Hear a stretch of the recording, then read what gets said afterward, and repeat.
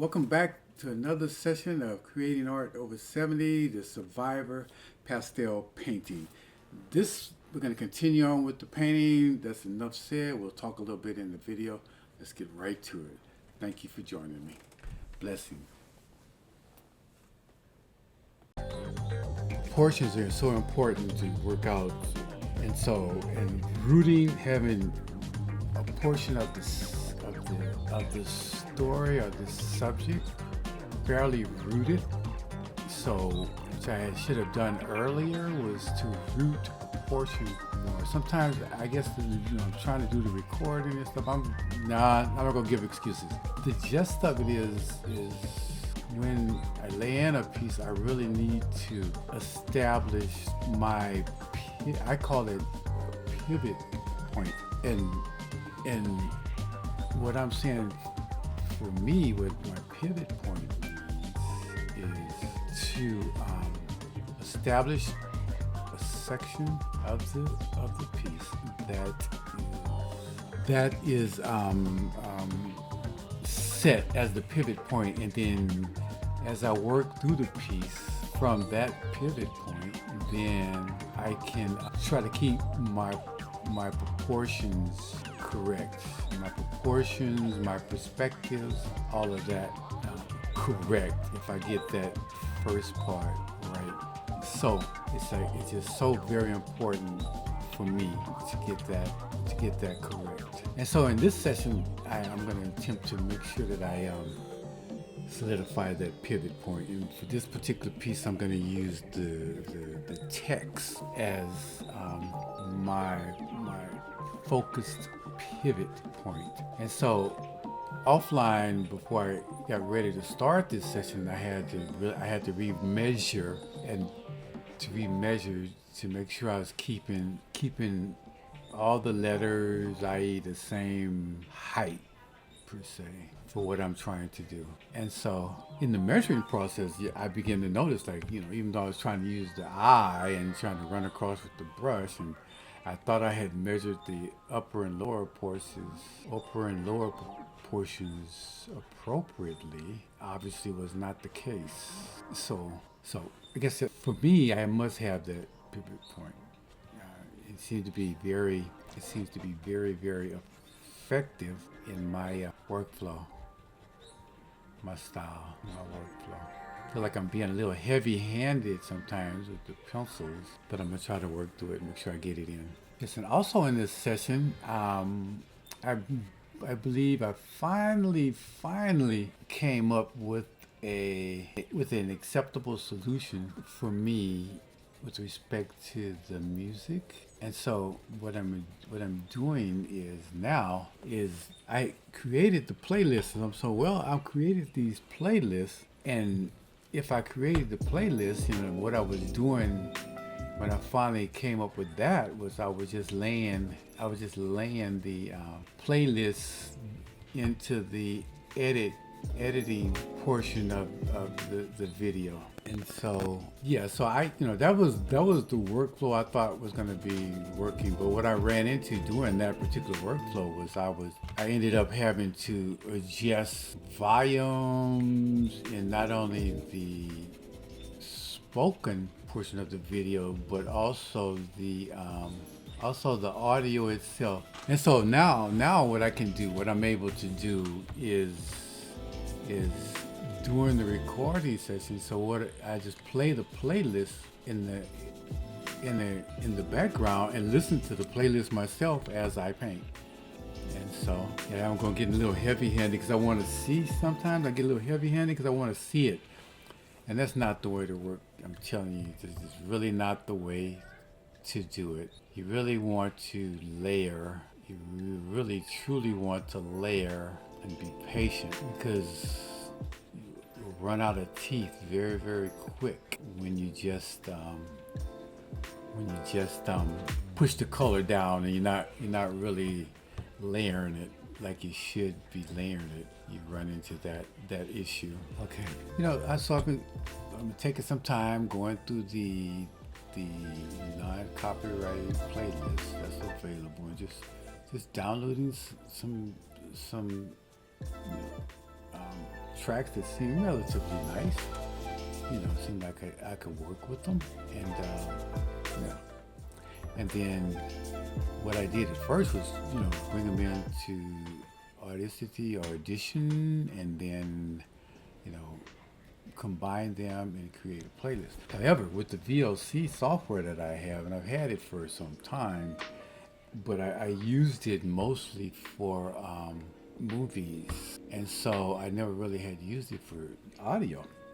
And so I'm like, let me try the VLC for the audio, because it'll play what you select. If you put them in a folder and start with the first one, then it normally just plays through the rest inside that folder. So I guess I chose to use the VLC software instead. So I'm able to choose what I listen to, and I don't have to build a fixed playlist. I can do playlists as I go, on the go. So I think that's going to work for this, and also it allows me to let the software handle the volume controls, because the software lowers and raises the volume as of the audio portion for the music track as I speak. So if I speak, then the volume of the music should drop. That you may see it off a little bit in the videos, because I have to, in order to keep the length of the videos shorter, I have to do the time lapse on the video itself. However, I don't do the time lapse on any of the musical tracks. So that's going to be the issue. So bear with me. We're trying to do the best we can with what we have to work with here.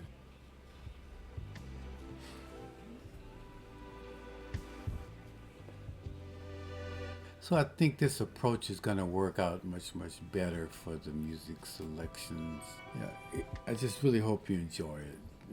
I hope you enjoy the painting process and the background music, so you can make the best of the enjoyment of your time while watching Creating Art Over 70.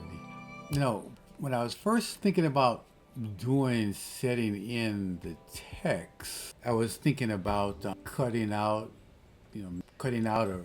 or should I say creating a stencil and just paint into the stencil. Then I'm like, what fun is that? If I was going to do all of that, I could have just created the whole concept in Illustrator, meaning don't worry about hand painting it. I was going to use stencils. So if I say I'm a hand painting, right, I should be doing just that, hand painting the text. And I feel like that I don't need to have it like a font, correct like a font. I need to have it legible and where it looks relatively uniform. So that's what I'm striving for. Yeah, some of the characters may be different sizes, but I'm giving my best shot here. So just having some fun with it. It's really the message for this piece is really the message that is being said, not necessarily the artwork itself, but the message. So I'm good with that.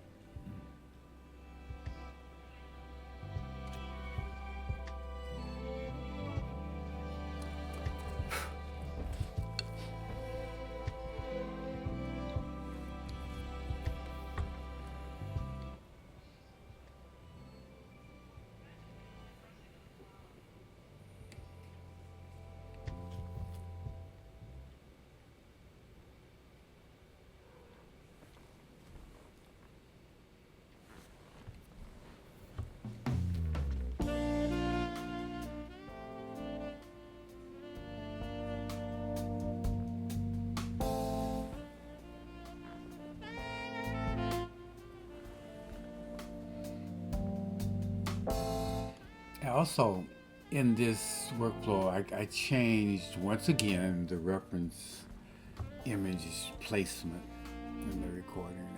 I was trying to incorporate the the black and white image that that has the values that I like to use.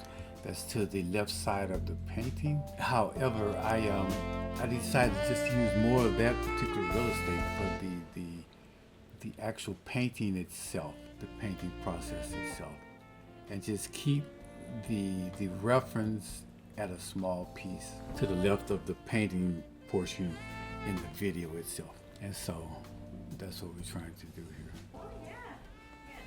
I still use my iPad also on the side, so I do like to zoom in to get closer looks at different shapes while I'm painting. And so I use the iPad for that. Now, at first I was using it for references, and so when I zoomed, you would see me zoom also. And I was using that on the iPad, but I changed that.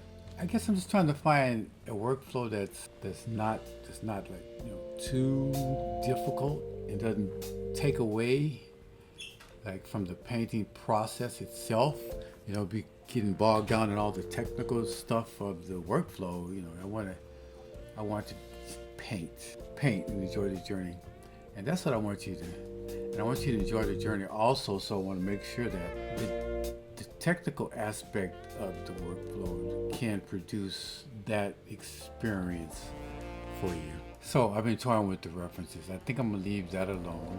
I've been making a lot of adjustments lately because, you know, when I really got into this recording process, things that seemed to work at one time or another seemed to have issues going through. So the issue with, you know, the playlist thing was, then I had to do extra edits just to get the sounds where the music wasn't walking or stepping on what was being said, and what was being said was loud enough to be heard.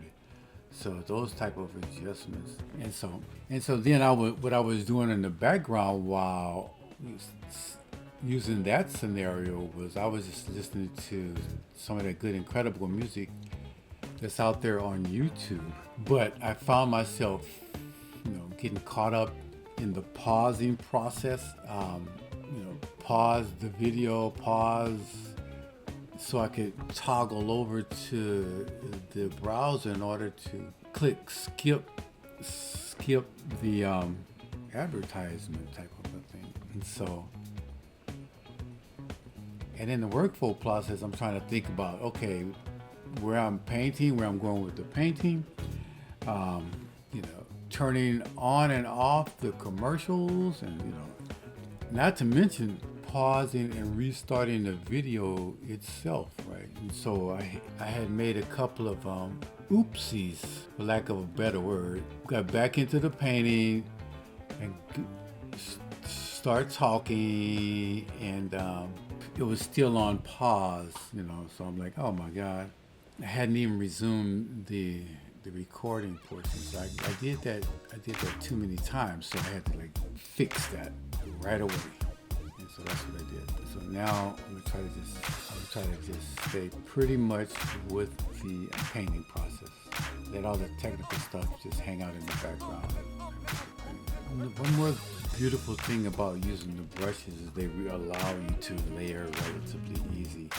And if you even close to heavy-handed like I am, because that's my term for it, it's an excellent choice for laying down your colors in layers until you're really ready to start the refined detail. And that's what has worked the best for me.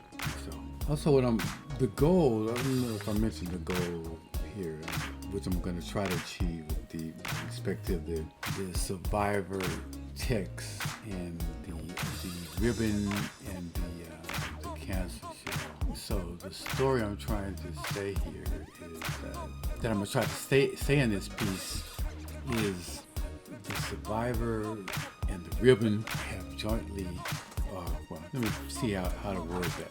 The survivor and the ribbon are responsible for the salvation, the surviving the cancer. I'll work with the how to really say that to you a little bit. I'm still toying with how to say it. I know what I want to do. In other words, Let me just tell you what I'm trying to do. I'm gonna try to have Survivor and the ribbon kind of look like it's floating on top of the cancer cell, and then there's gonna be I'm gonna try to get the two of them to glow. The lettering, the word Survivor, and the ribbon. I want them to have illuminate this glow, and this glow is what's fighting or destroying the cancer cell. So that's the gist of this piece, what I'm trying to represent. I hope I got that out where you can understand it. All right, let's see.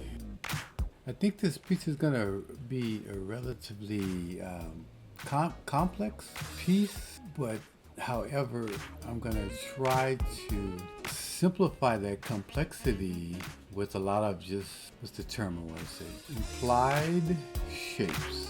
Implied shapes where I don't really refine the full detail in the shape itself. That's the one this one looks like. The last piece I was trying to challenge myself with the lighting concept and with a tools usage.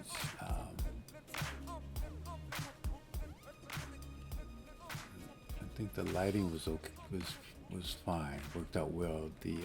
Well, also with the selection of paper or what I was gonna paint on. First I tried to use canvas pad, and man, was that like the disaster. That was like the disaster. I'm like, okay. Then, I ended up questioning myself with a bunch of whys. Why this, why that, why am I even blah, blah, blah, blah. At this stage in life and in my craft. But the gist of it is I've worked through enough projects in order to enough painting pieces in order to define my comfort zone, not just my comfort zone, but what works well with my style of painting and my ability to use the tools that I have available to me, which meaning the pencils, the brushes, the soft pastels themselves, the pan pastels. So I discovered a lot in the last week trying them different things, and that is the main reason I would try different things to discover or make sure that I have already tested and identified the media that works well with my style of painting, and I should say actual skill development at this stage of my craft, because I know the skills will develop more and more as I move forward. And as the pieces I choose change, get more complex or less complex or of the above, So my list is going to consist of pan pastels without a doubt, pencil pastels without a doubt, pastel matte paper without a doubt. Well, majority. Let me use the majority when it comes to the papers, because I'm still gonna paint some pieces on pastel papers, tone papers with charcoal, stuff like that. But for the main of the larger pieces, I should say, I'm gonna be focusing more on I'll be working more with the pastel matte. Also, while doing that, the portrait that I just finished, the piece I just finished, I came to another realization I'll share with you. This is about sharing, is that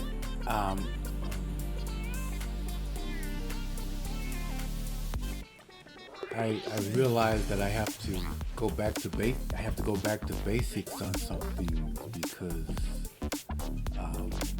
the eyes and the mind and looking at the paper and the references you use and the size of the references you use and the size of the paper and the size of the painting all impact your proportions, how your proportions come out when you're working on the piece. And what I'm saying is, I felt myself getting a little off, off target. And what I mean by off target is my proportions were going off, and because I wasn't laying in the basics, I was just jumping into the piece, and oh, I got this type of a workflow attitude, which is not very good attitude to have in not just this painting, but all walks of life, I feel. And so I had to fight. I had to really fight the piece to get it back in to where relatively close to what it really was.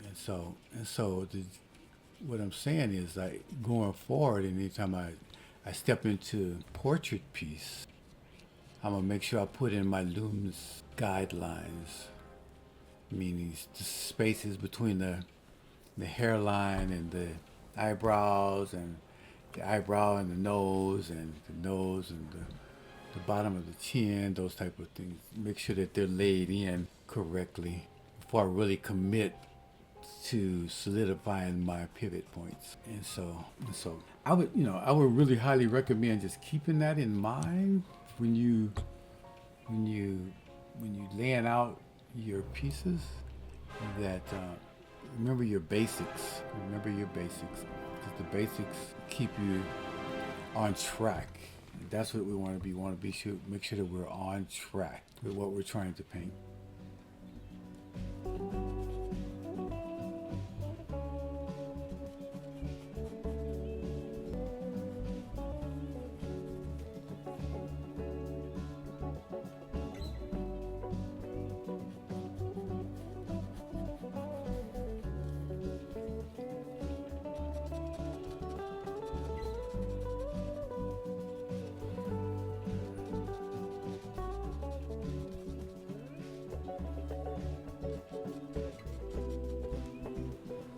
And I work in stages. The first stage I did in the Hebrew piece is I try to lay down my the largest shape with the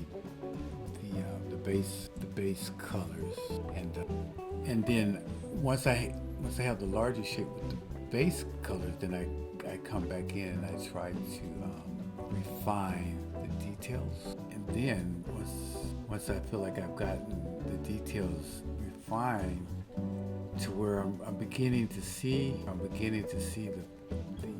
piece a little clearer, then I'll tighten it up. Then I'll start tightening it up a little bit more, a little bit more, a little bit more. The fun is the full journey. Some pieces, some portions of it sometimes seem like it's faster and shouldn't require as much focus and concentration. But that is not true. That is totally not true for me anyway. I think that focus and concentration is important at each stage of our piece, from start to finalization. And I think that's what I was doing. I was taking the laying down of the larger shapes too lightly and not really paying enough attention.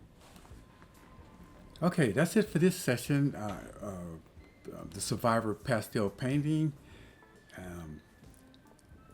In this session, I worked a lot on refining some of the detail in the cancer cell. I hit the ribbon a little bit, just a little bit, and the Survivor text also.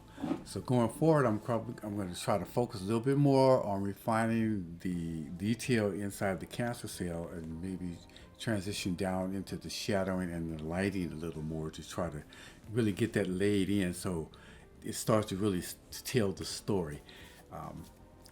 The previous closing statement I recorded, but it wasn't captured because the mic wasn't on. So the video had me explaining all the stuff that was going on that I did, but the mic wasn't on. And I will make sure that I pay more attention to that in the future.